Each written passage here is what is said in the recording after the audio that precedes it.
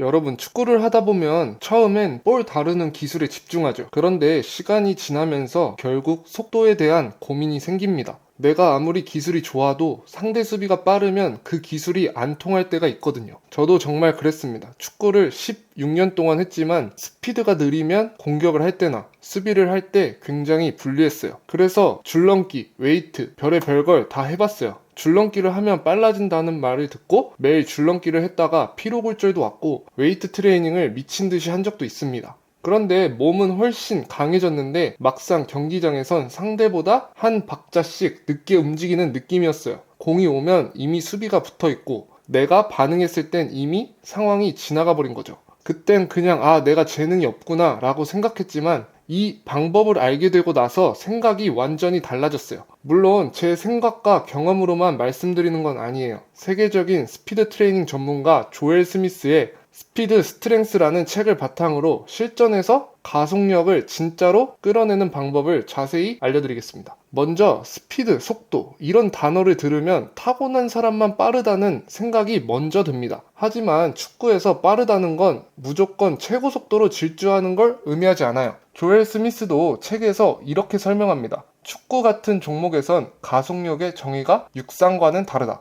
여기서 말하는 가속이란 정지 상태에서 얼마나 빨리 첫 걸음을 떼고 속도를 붙일 수 있는지를 말합니다. 쉽게 말하면 처음에 얼마나 빠르게 튀어나갈 수 있느냐예요. 육상은 준비된 출발선에서 수직에 가깝게 몸을 눕히고 출발하지만 축구는 달라요. 축구 선수는 서 있다가 몸을 돌린 채로 혹은 수비와 부딪힌 직후에도 바로 튀어나가야 합니다. 그리고 축구에서 대부분의 승부는 3m에서 7m 안에 갈려요. 그 짧은 거리 안에서 누가 먼저 가속을 터트리느냐가 공을 따내던지 기회를 만드는지를 결정합니다. 그래서 축구는 가속을 누가 더 빨리 하는지가 중요한 거예요. 100m 달리기 기록을 달성하려면 엄청난 재능이 필요할 것 같지만 초반 두세 걸음 능력을 키워서 가속하는 능력을 키워보자 라는 생각을 하면 나도 할 수 있겠는데? 라는 생각이 듭니다. 우리는 오늘 이 부분에 집중할 거예요. 그래서 오늘 소개해드릴 훈련은 모두 저항 훈련입니다. 가속력은 단순히 다리 힘으로만 되는 게 아니라 힘을 어떻게 어떤 방향으로 전달하느냐가 핵심이기 때문에 저항 훈련은 굉장히 효과적인 방법이에요.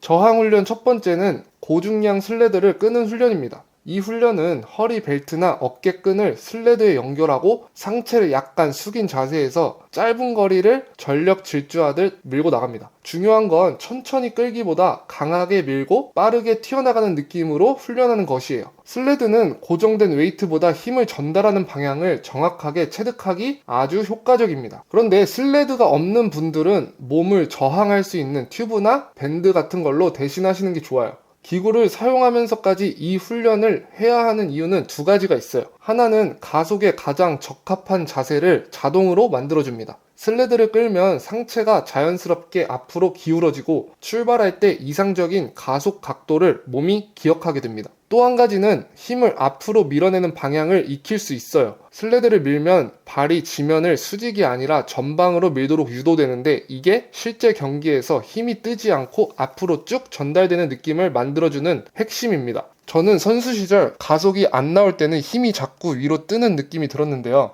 그때는 원인을 몰랐었어요. 그런데 슬레드 훈련을 꾸준히 하면서 상체가 앞으로 자연스럽게 기울어지고 힘이 앞으로 나가는 방향으로 바뀌었던 경험이 있습니다. 이 훈련이 굉장히 도움이 많이 됐어요.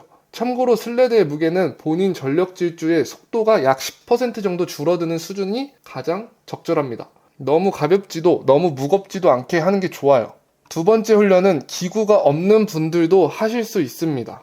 오르막길 스프린트예요. 이 훈련은 5도에서 20도 정도 되는 경사의 오르막길에서 짧은 거리를 전력 질주합니다. 세트 수는 1세트에 3에서 5회 정도 충분한 휴식을 두고 전력으로 다시 수행하는 것이 중요합니다. 포인트는 빠르게만 달리려다 보면 자세가 무너지고 힘이 헛나갈 수 있어요. 내 몸이 앞으로 잘 기울여졌는지 발로 바닥을 세게 밀었는지를 느끼는 게 중요합니다. 그리고 너무 긴 거리보다 짧고 강한 추진이 가능한 거리가 효과적이에요. 이 훈련이 좋은 이유는 첫 번째는 앞서 말한 훈련과 같아요. 가속 자세가 자연스럽게 잡힙니다. 경사면은 우리 몸을 자동으로 앞으로 기울이게 만들기 때문에 별도의 자세 의식 없이도 가속에 적합한 상체 각도가 나옵니다. 두 번째는 다리로 지면을 밀어내는 감각이 극대화됩니다. 오르막에서는 지면이 저항처럼 느껴지기 때문에 한 걸음 한 걸음 강하게 지면을 밀어내는 능력이 향상됩니다. 특히 슬레드와 비슷하게 수평 추진력을 키워주는 효과가 있어요. 세 번째는 햄스트링 부담은 줄이고 파워는 유지합니다. 오르막은 지면 반발력이 작기 때문에 햄스트링에 급격한 스트레칭이 들어가지 않고도 강하게 밀 수 있어요. 부상 위험이 줄고 안전하게 훈련할 수 있는 장점이 있습니다. 초보자분들은 오르막 훈련을 더 추천드려요.